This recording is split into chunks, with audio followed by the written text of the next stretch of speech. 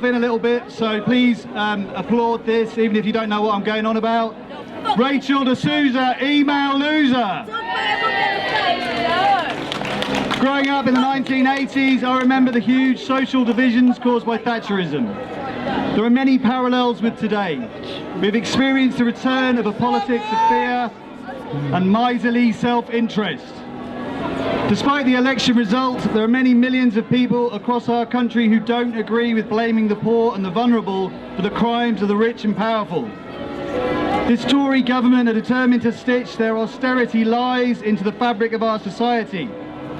A key aspect of this is their challenge to our comprehensive education system. Free schools and the academies model represent the beginnings of a free market ideology which is gradually chipping away at the comprehensive ethos. The coalition government's education policies have created chaos, with the result that huge numbers of teachers are leaving the profession. A fragmented system on the verge of full privatisation. Soon we will have schools run purely for profit. Just bear with me, I've got a big bit of paper as well. This is part of a wider attack on public services and on the major achievement of progressive politics, the welfare state. The Tories' narrative of fear wants to persuade the public that one of the wealthiest countries on earth can no longer afford a welfare state and the public services which support and enable its citizens to live a decent life. Up and down the country, grassroots campaigns are fighting to protect the comprehensive system. We Back Hewitt was formed by a group of parents after media reports last year that our local comprehensive school would either close or be forced to become an academy. Many of us did not support an academy model of education, preferring our school to remain democratically accountable to the local community. We wanted to support a school which we felt needed to be properly resourced rather than attacked. Crucially, a school in which our children had been happy. The problems the school were experiencing were in large part due to the opening of 2 new Inspiration Trust free schools in Norwich, despite no need of additional places. Sadly, shiny new buildings and a promised return to education of the 1950s seemed attractive to many people and has impacted on the school's numbers, resulting in a large loss of funding.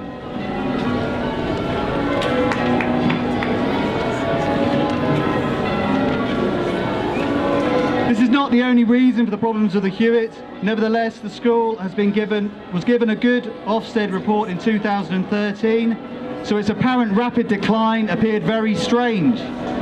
It was immediately clear that the school could be very attractive to certain parties. After all, the school and its playing fields are worth an estimated £60 million. Public assets paid for by the people of Norwich.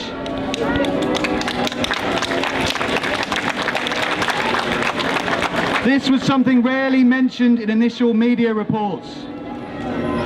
The core message of the campaign has simply been that people who use a public service and the local community should have a say in who runs it.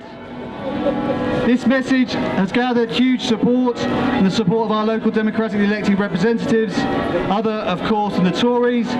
Despite this, it has been clear that the government and the Department for Education only support local decision making when it suits them and when it fits in with their ideological drive to destroy the comprehensive system. Decisions about the future of the Hewitt School, who should run it and who should gain control of £60 million worth of public assets have been made in private between powerful, wealthy individuals who are largely unelected and unaccountable. The great and powerful Dame Rachel D'Souza's Inspiration Trust have a large and rapidly growing property portfolio across Norfolk. Their brand of 1950s inspired educational hot housing is popular amongst their friends in the Tory party. Unelected Tory peer and venture capitalist Lord Nash, as schools minister, is very fond of his friends at Inspiration Trust and felt they would be an ideal match for the Hewitt School. His mate, Sir Theodore Agnew, to be continued, is a busy man. He enjoys donating to the Tory party, chairing the Inspiration Trust, whilst also chairing the DfE's Academies Board, which looks at which schools should become academies. Of course, while this looks a bit dodgy, there's no conflict of interest because apparently he leaves the room if that might be the case. Inspiration Trust like to highlight its traditional values. As members of the Education Committee for New Year's Honours, Dame Rachel and Sir Agnew enjoy the great British tradition of deference, tipping your cap to the local bigwig. It's likely that Inspiration Trust will get our school, but they will never have our deference.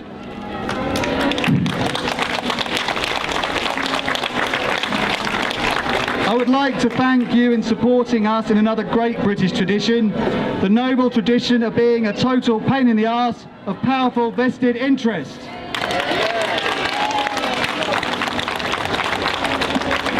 You can do this by contacting the campaign group at We Back Hewitt, harassing the DfE, the Interim Executive Board of the Hewitt, the Council and anyone who will listen. Hewitt parents are about to enter into an apparently independent consultation about the future of the school. Well, this is a consultation about a decision which has already been made. We would ask people to get involved and express their opinion.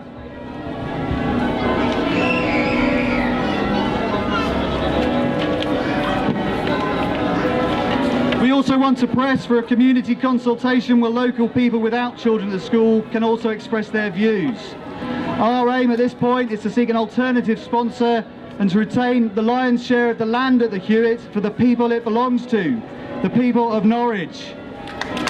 Thank you.